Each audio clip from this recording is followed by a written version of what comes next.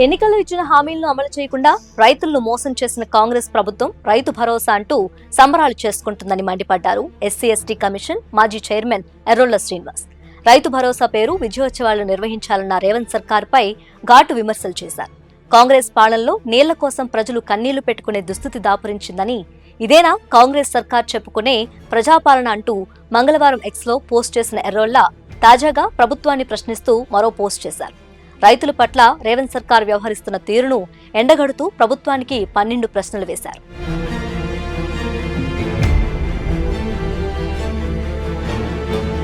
రాష్ట్ర వ్యాప్తంగా రైతు భరోసా విజయోత్సవాలు అంటూ సచివాలయం ఎదురుగా ఉన్న రాజీవ్ గాంధీ విగ్రహం వద్ద రైతు నేస్తం అనే కార్యక్రమం నిర్వహించింది తెలంగాణ ప్రభుత్వం. ఈ కార్యక్రమంలో పాల్గొన్న ముఖ్యమంత్రి రేవంత్ రెడ్డి రైతులకు రుణమాఫీ చేస్తామని ఎన్నికల్లో మాట ఇచ్చాం, నిలబెట్టుకున్నామని, 25 లక్షల మందికి పైగా రైతులకు రుణమాఫీ చేశామని ప్రసంగించారు. రైతు భరోసాతో రైతులు సంబరాలు చేసుకోవాలన్నారు. ఈ వ్యాఖ్యలపై కౌంటర్ ఇస్తూ ఏం సాధించారని సంబరాలు చేసుకుంటారని సీఎం రేవంత్ రెడ్డిని ప్రశ్నించారు ఎర్రోళ్ల శ్రీనివాస్.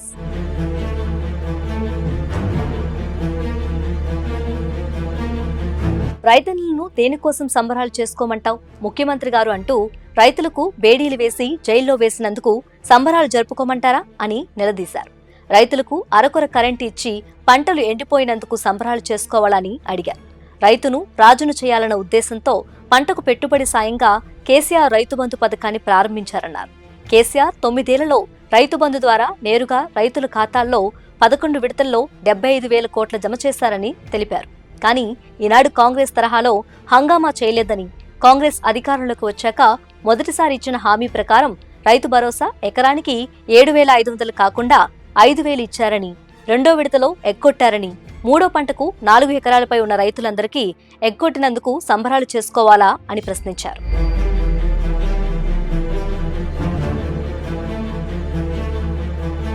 రైతులు పంట రాశులపైన ప్రాణాలు విడిచి 500కు పైగా ఆత్మహత్యలు చేసుకున్నందుకు సంబరాలు చేసుకోమంటారా అని అడిగారు ఎర్రోళ్ల.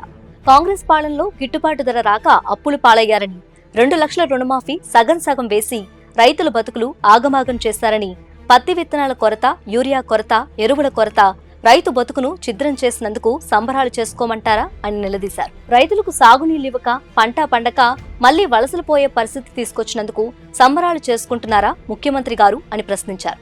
ఇస్తానన్న రుణమాఫీ మొత్తం ఇవ్వాలని, రైతుకు బాకీ పడ్డ రైతు భరోసా, బాకీ పడ్డ బోనస్ మొత్తం ఇవ్వాలని, రైతన్నల చావులు ఓ పక్కన ఉంటే సంబరాలు చేసుకోవటం సిగ్గుచేటని మండిపడ్డారు.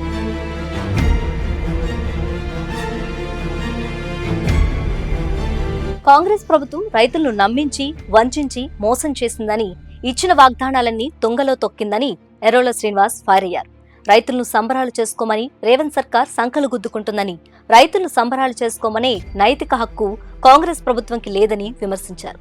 రాబోయే స్థానిక ఎన్నికల కోసమే రేవంత్ సర్కార్ రైతు భరోసా ఇస్తుందని, రైతన్నులు తెలివిగా ఆలోచించాలని సూచించారు ఎర్రోళ్ల శ్రీనివాస్.